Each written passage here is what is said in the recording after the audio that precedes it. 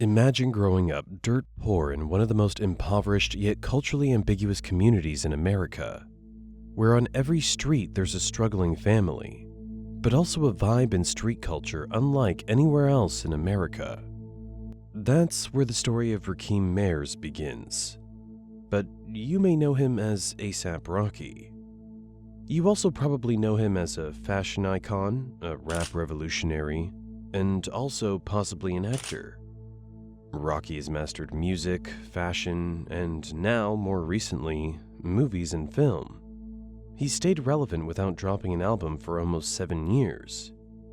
But how? A$AP Rocky spent the majority of his childhood growing up in Harlem, New York. Although Rocky says his dad always treated him well, his dad was a drug dealer and eventually got locked up when Rocky was a child.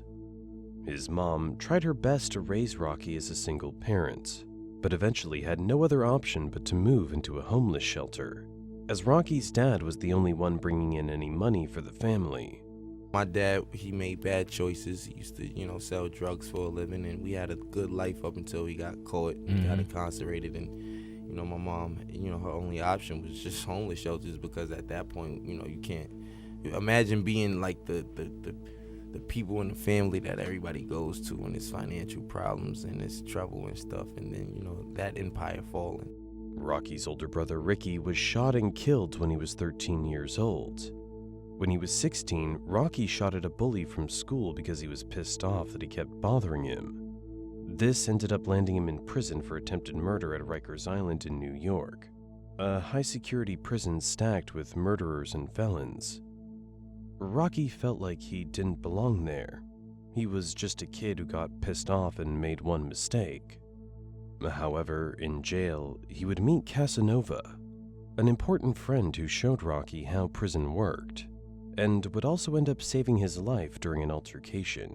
These niggas about to wash me. I'ma come all the way clean. I ain't gonna hold you, right? But I ain't trying to show these niggas that I was shook, though. I ain't gonna hold you. So my son came out of nowhere. He was like, what? Ain't nobody touching this little nigga type shit. Matter of fact, let them niggas get it in the bathroom type shit. Let them get they one on. Despite the attempted murder charge, Rocky was still a minor, so he would only end up spending 2 weeks in jail as his grandma would bail him out. Rocky's career started when he met Yams back in 2006. Yams would be the person that would get Rocky connected with everybody. Yams brought Rocky fans, popularity, and streams by posting his music on social media, more specifically Tumblr. Yams had the connections, and Rocky had the talent.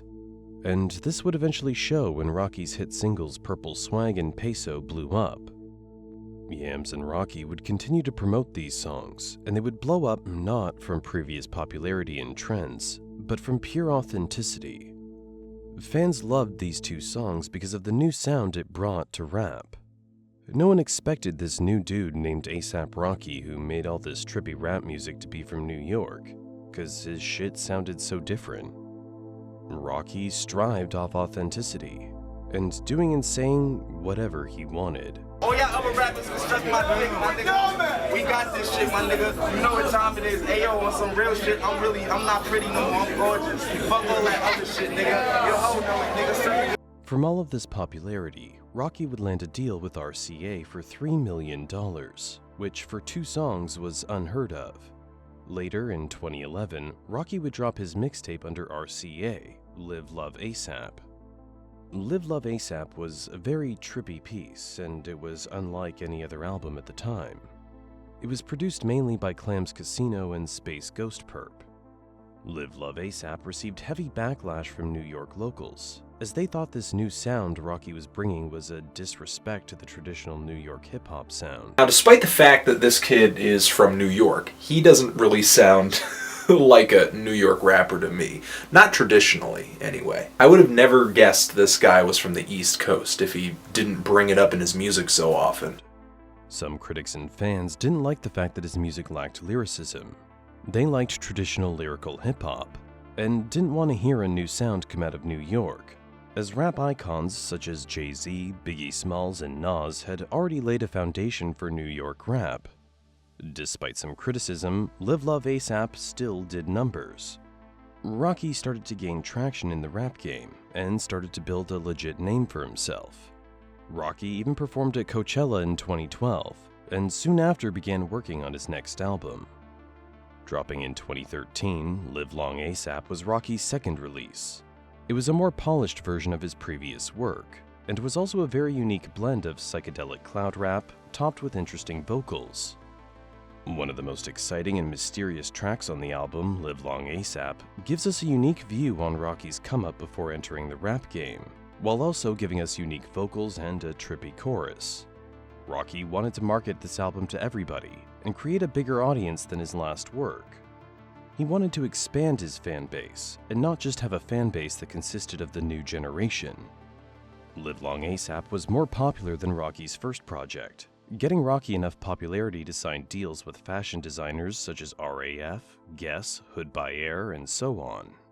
Rocky unintentionally inspired a whole new wave of artists who wanted not just to step into the music industry, but also pursue fashion at the same time.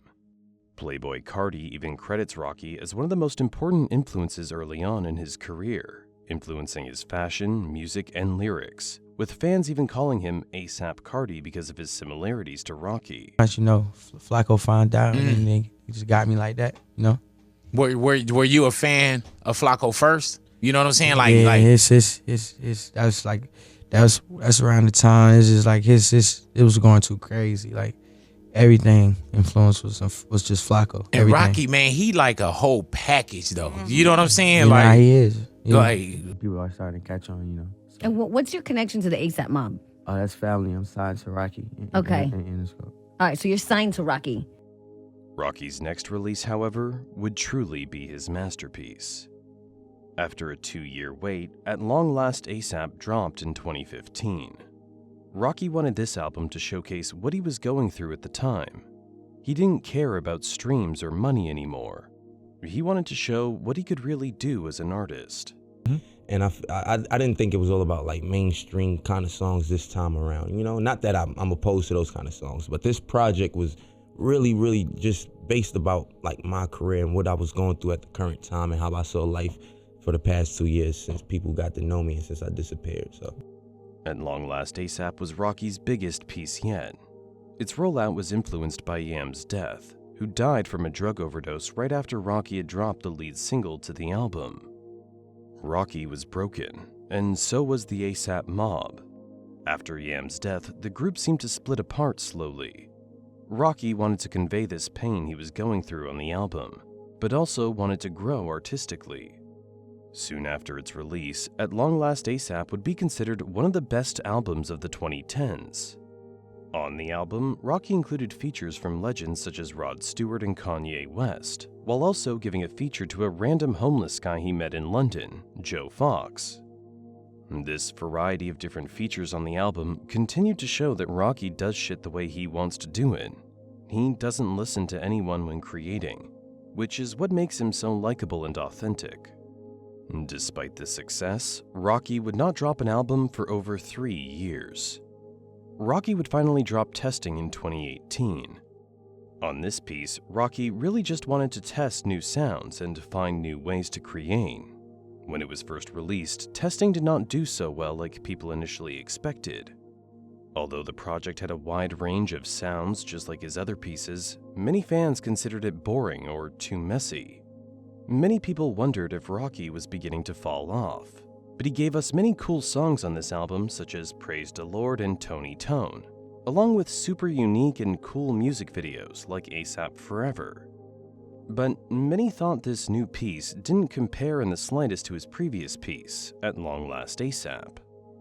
After Rocky dropped Testing, the world would see an unexpected decline in musical production from him.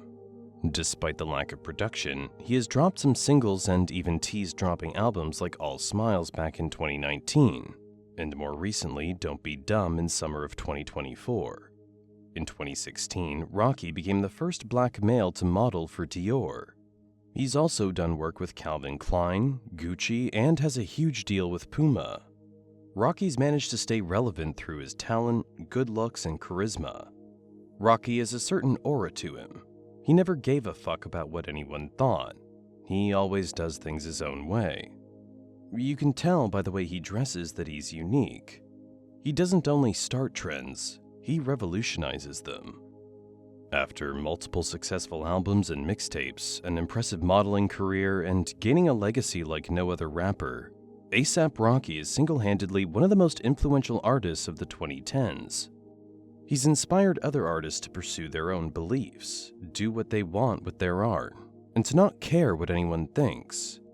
Rocky's influence has stayed present in pop culture since the 2010s, which makes everyone question, will we ever see another artist like A$AP Rocky?